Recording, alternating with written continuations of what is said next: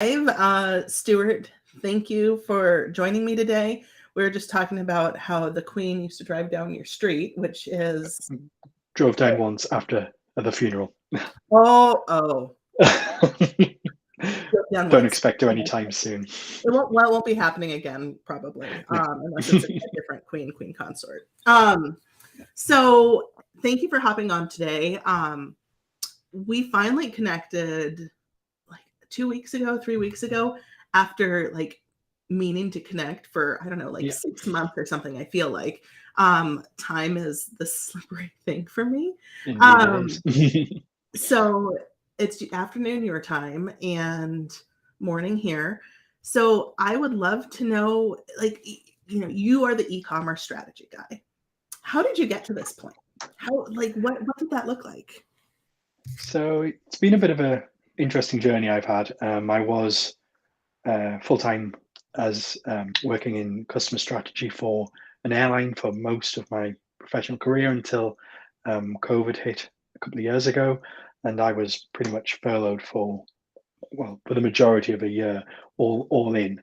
So I was looking around for other things to fill my time. That didn't involve watching Netflix, as fun as that can be. I wanted to do something a little bit more productive.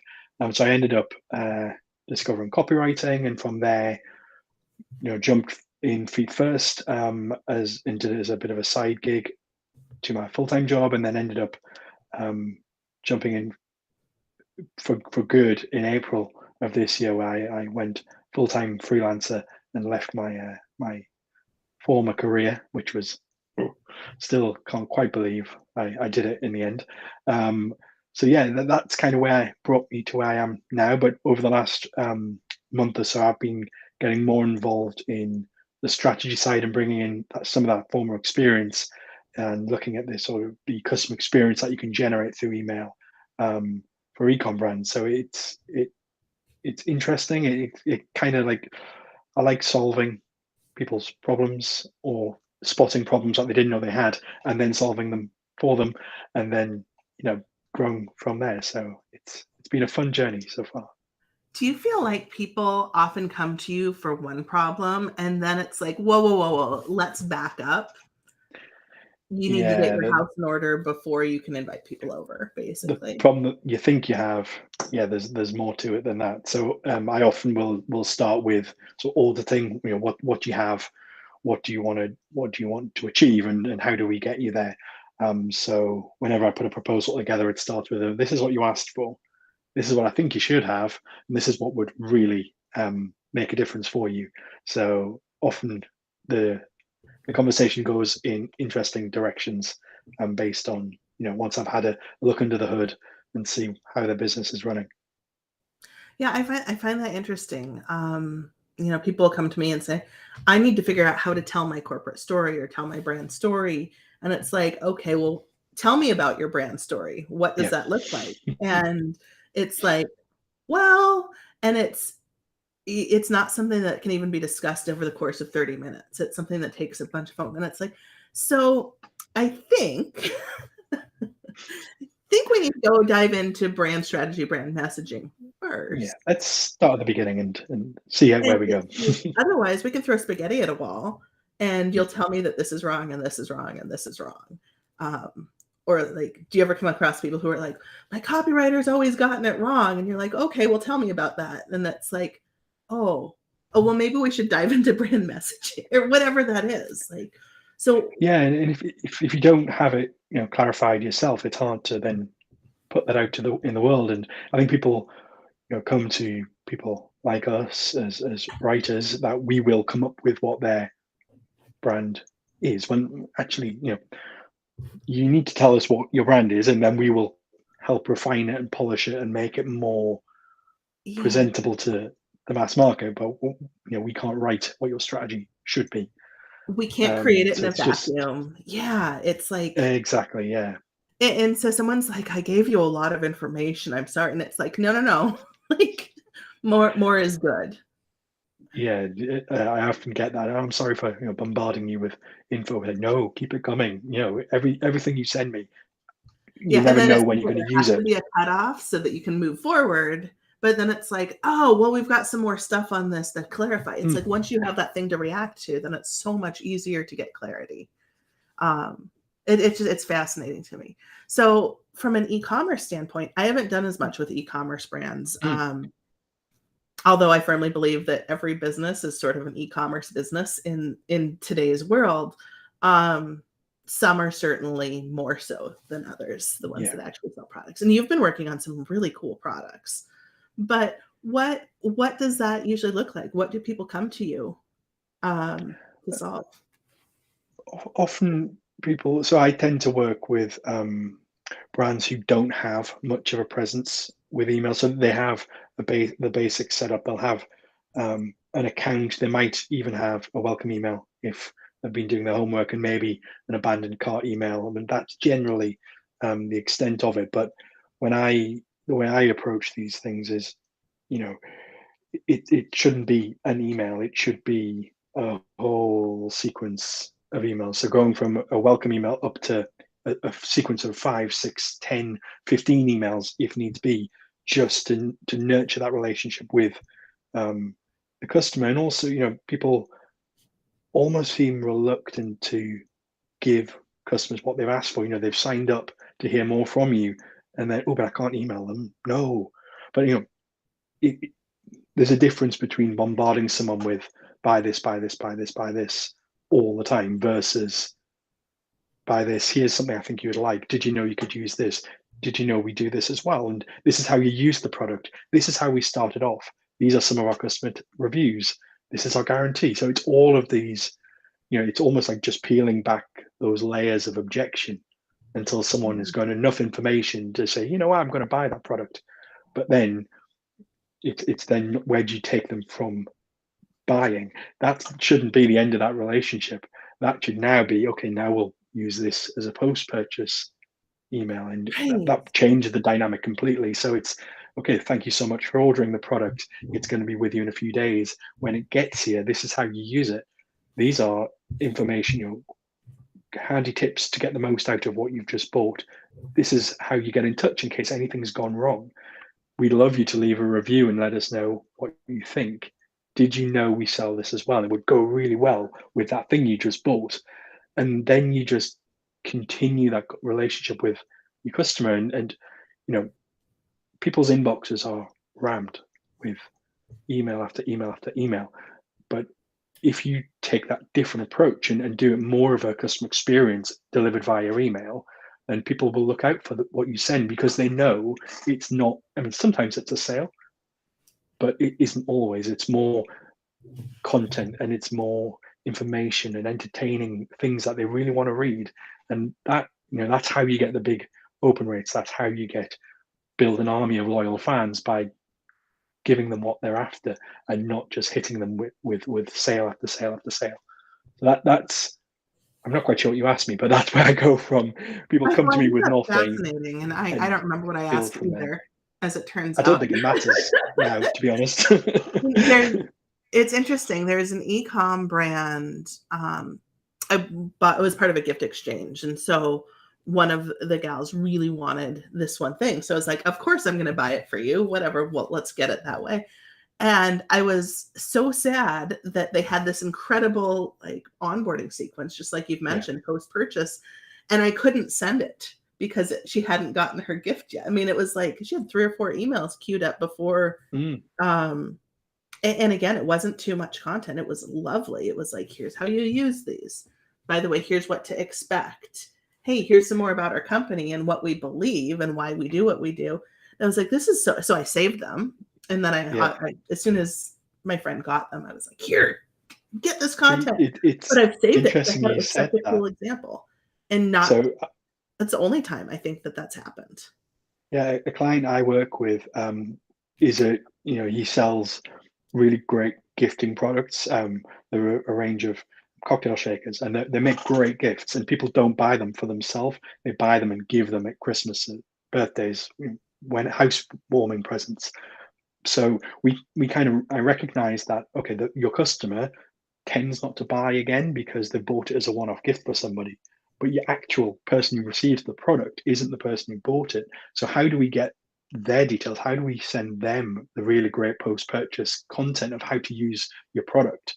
So I came up with this idea of putting in an insert into packaging with a QR code. So tips on how to use your product, scan this, and that will then move them into a very similar post-purchase flow of emails, which you were given a great gift by a friend. This is how you use what they've just bought.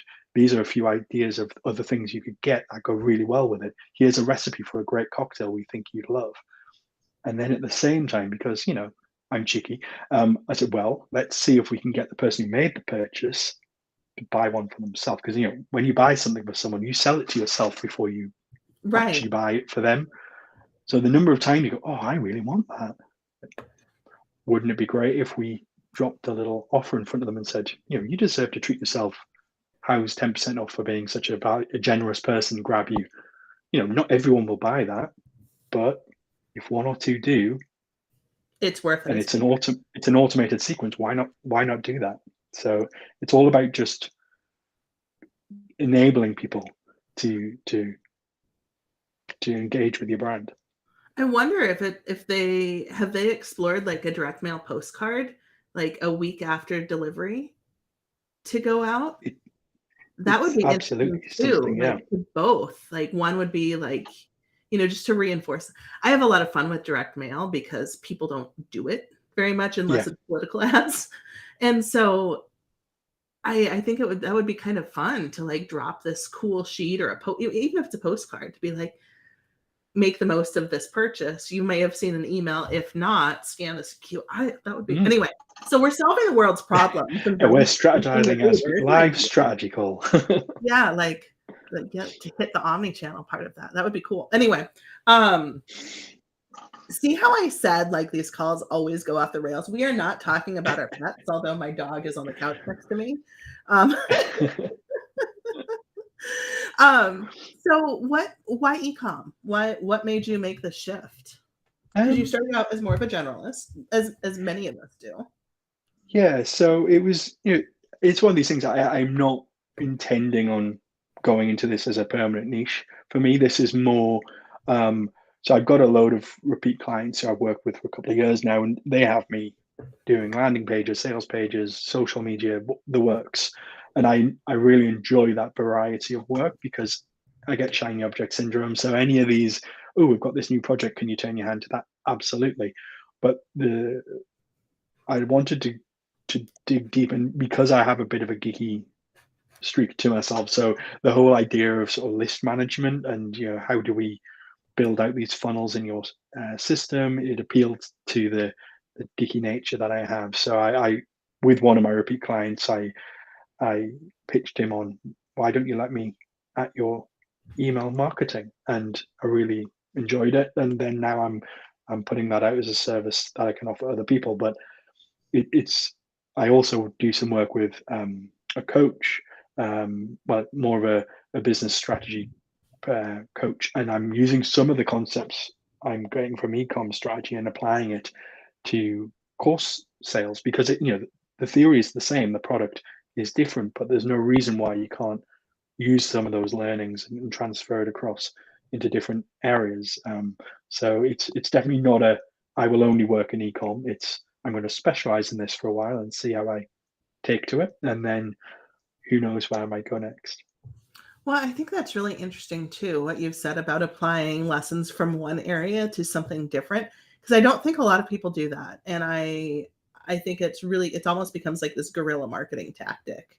And y- direct mail being one of them, it's like Mm, a lot of people aren't doing it because it's so much more expensive than sending an email, but people pay attention to the letters. And I have had a couple of campaigns that have each drawn in like, I don't know, six figures of new business just from a single mm. letter, which is But like also, mind blowing. to your example, it is expensive if you're approaching it as a mass mail shot to a load of unqualified people. But if you're sending it to someone who's already purchased from you and they know about your brand and they're engaged with you, then that's money well spent because that direct mail could then move someone from a one-off purchaser into a regular subscriber or your biggest fan.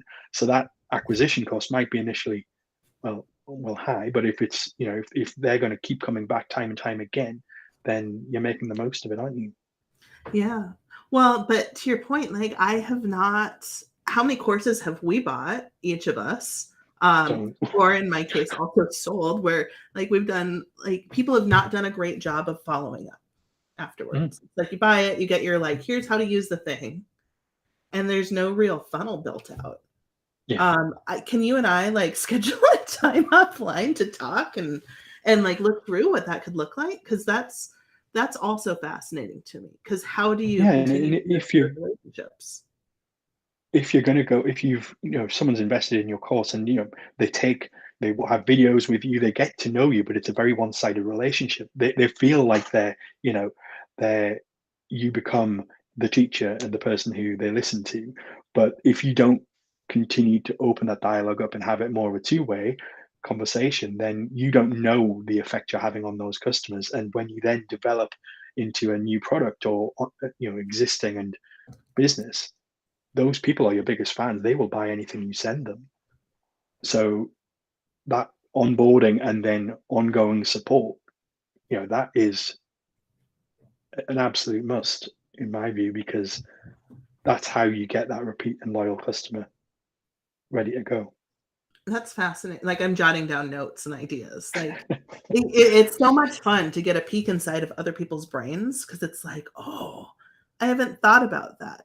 And it's interesting what, and maybe you found had the same experience. What made my business take off was not conversations with prospective clients. It was conversations with other copywriters, other strategists to be like, that's fascinating. Like, how can we either partner or how can I apply this? And then, Yeah. um, it's just a matter of solving problems, which it's like whatever calls I'm on, someone's problem gets solved, whether it's mine, theirs, or a client's of either one of us. And it's like, cool. What can we do next? What, like, Yeah. how can we build this? And then it builds this, Stuart is really amazing at solving these kinds of problems. You should absolutely talk to him, and it builds those referrals. It's funny because the most value I've gotten out of courses isn't the course content itself, it's the networking opportunities it affords me. So, you and I connected through Copywriter Club and ongoing work that way. So the course we were both taking, sure, was valuable and I got a lot out of it, but I've had, half a dozen offline connections with people who are in that course, and you never know where those relationships will take you. And if you go into it thinking, what can I get out of Erin, then you probably will get nothing. But if you just go in with an open mind, oh, let's connect. You seem like a cool person. Let's chat, and then before you know it, I'm live on 3 of your channels, and we're talking about future work we could do together. Because if as long as you're open to giving in those sort of relationships and not looking to get things out of it, why would you not jump at the opportunity to do that? Why would you not? When I think, I was on the Copywriter Club's podcast and we talked a lot about building a network.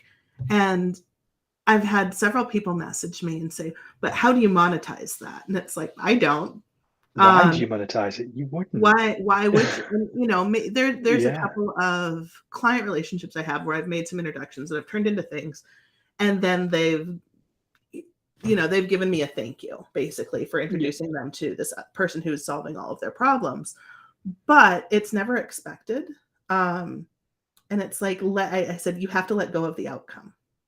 yeah. You And 100% have and to let also, go. if you're trying to put a dollar value on a relationship, then it really, the dynamic is off, and it almost, are you in this for what you can get out of me? Or are you in this because we, connected and shared some good ideas and thought, if it turns into something, that's amazing. But if you Right. go in looking for what's in it for me, then people are going to see straight through that, It and comes across. You the could say the relationship. exact Yeah, same words, like literally the exact same words, but something about that, it's like that gut knowledge that's you can't quantify. You can't quantify scientifically, but it's like, yeah, they can tell. yeah. And it's the same in email, which is crazy to me. They can tell if it's not authentic. Same words, same everything. It's fascinating. don't know. which is, from an ecom perspective, it's the same. If you're constantly selling, then when you go to open up an email, you know you're going to get sold to, you know you're going to get an advert in your inbox. But if you send people things that they find interesting or entertaining or valuable, be it, yeah, there might be a sale that comes out of it, that's fine, but that's not the primary driver. So, some of these like 10 email sequences, not every email will sell, but you don't know what caused someone to buy from you in the end. Without those 9 emails beforehand building up that relationship, they may Right. never have bought anything. But by taking them on that journey and getting them to, yeah, it's cliche, no like trust, but Maybe but teasing the it solution, but not works. being like, "Are you doing this? Check yes or no." Right? Yeah, So absolutely. so you mentioned you have some examples of, like, what to do, what not to do. What's a really good example that you've found of either a really good email? Maybe I'm misunderstanding what you said when we were first hopping on. So So I had a bit of a think, things I would chat about, and I think for me, it's more missed opportunities. So it's not that a brand's doing something wrong, but wouldn't it be great if they just done this? So an example, I bought from this a coffee company to sell, coffee beans, which I go through coffee like you don't want to know. Um, I'm sure I do know because we do the same.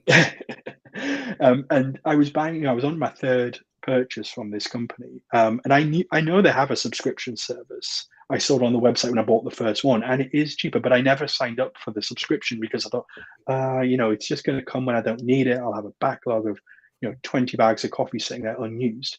But it was cheaper, so I think, wouldn't it be great if, say, on the third purchase, where it's clear you enjoy the product, that the company just said, did you know, if you just signed up for a subscription, that you can move whenever you like and cancel at no charge, you'd be saving like X number of pounds on every order, or you'll never run out again, or and really just use that as a opportunity to chat. But with them, once I bought, I got my shipping notice. That was it. Didn't hear a thing from them. I think, oh, wouldn't it be great if they just put some thought into how can we make this a better experience for the person? And if it leads to you know, a regular subscriber who buys all the time, great. But don't go into it with that thought. And another example, I've just literally just got delivered a lovely, remarkable notepad, because Ooh. I am a tech geek, which I bought on Sunday. And they sent some really good emails when I'd bought, saying, "Oh, this is coming. This is how you get set up, etc." And it only got delivered today, sort of 3 days later. But I've heard nothing from them since. And they give you a 100-day trial of this product where you can return it. But if they just use that as an opportunity to, day one, this is how you get started. Day two, this is all the exciting things you could be doing right now. Day three, it's coming. It'll be with you tomorrow. Day four, you're probably, I can Are tell you from our checking if you do courier. it for them because you need to? Like, Yeah, exactly. And 100% reach out to them.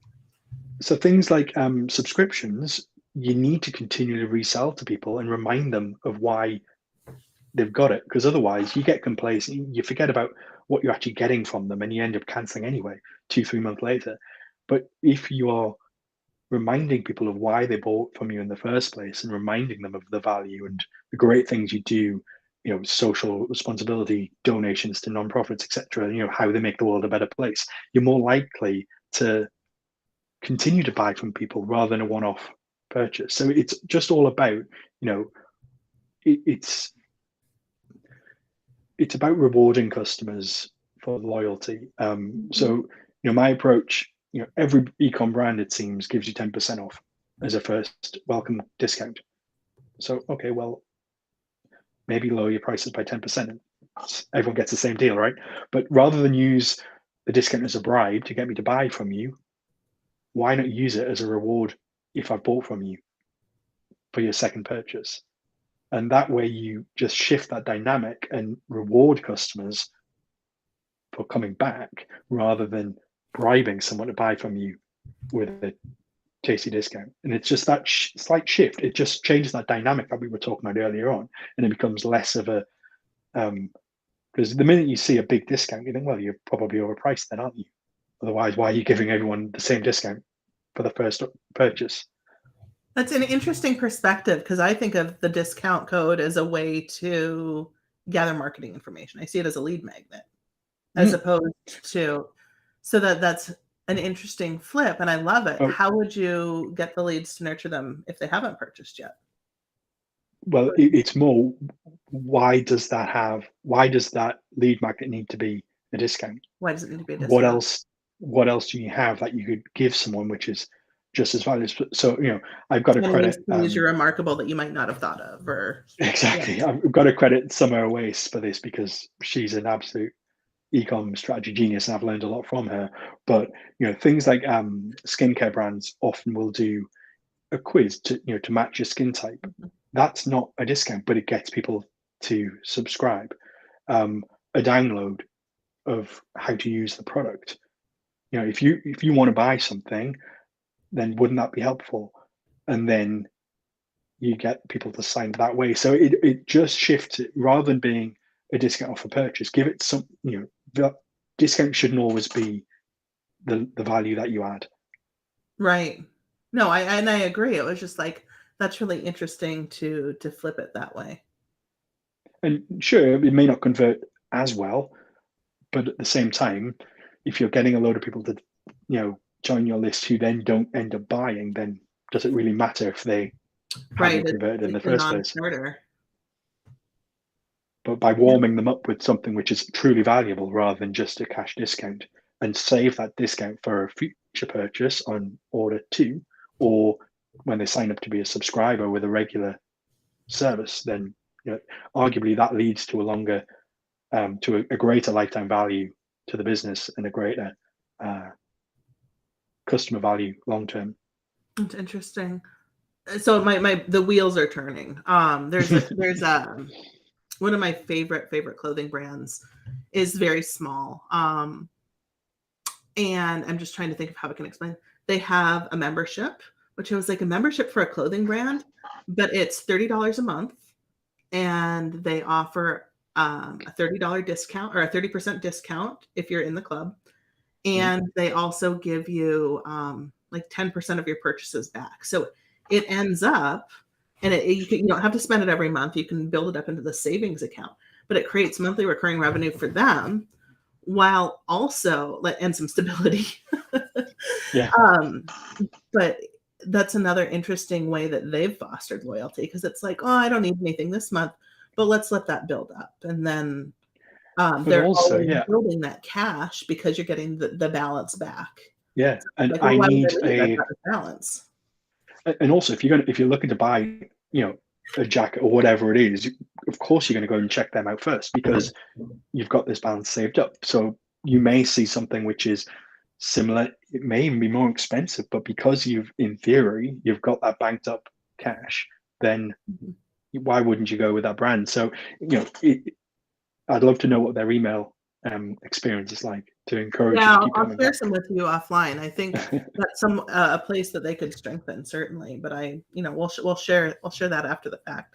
Um, we've already been talking for half an hour, which is shocking Can to you me how believe? fast these always go. But if people are interested in having a chat with you, they can find you on social. I've listed your social channels in the description. Thank you.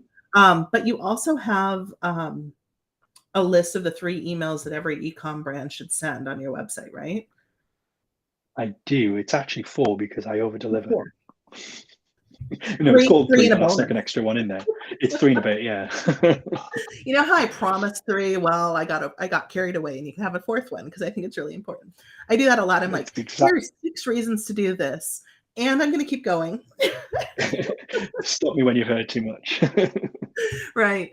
Well, thank you so much for joining me. No, thanks for inviting me. It's not morning your time, but thank you for joining me today.